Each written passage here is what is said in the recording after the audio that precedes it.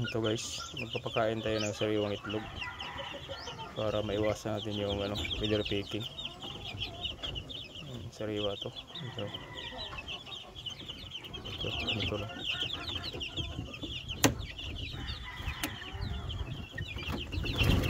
Kaya natin ito guys, para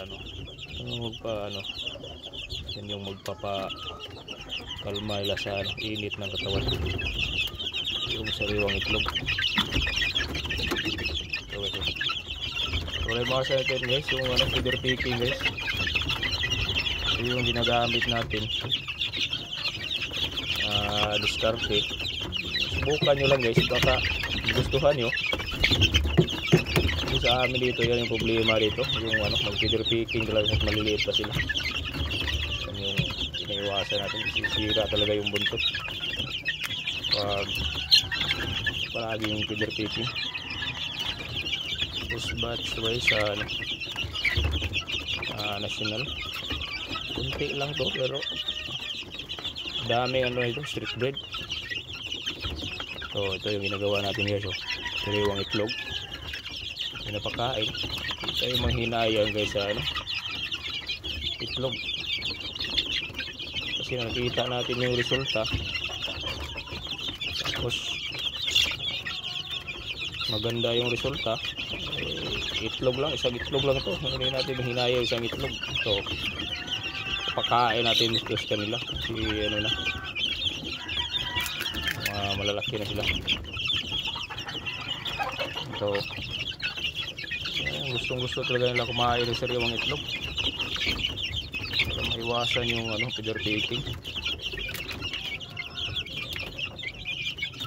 Kunting lang to, kunting tips, pero i-try nyo lang, baka okay din.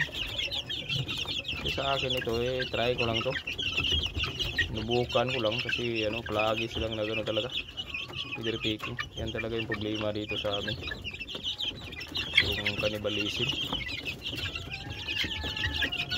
nila. Kahit maliliit pa sila, tinatukan nila yung may tubig or may kain na nakalatag, nakain pa nila yung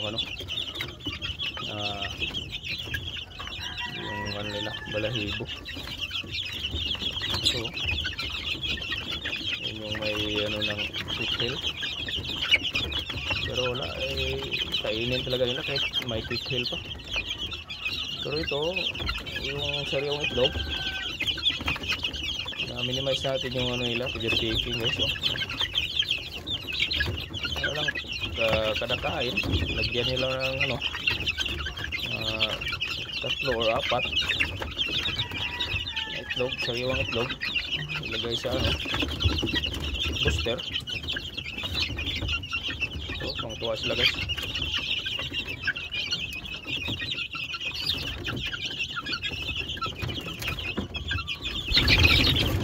So guys, dagdagan pa natin ito guys, pang 4. Iwa pa rin guys.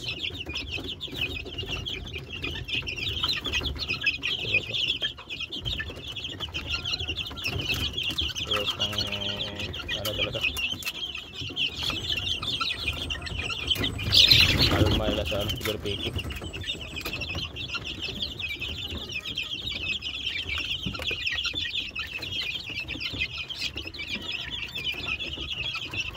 Hindi pa natin ito binabawas kasi hindi pa ito kumpleto ng bakuna.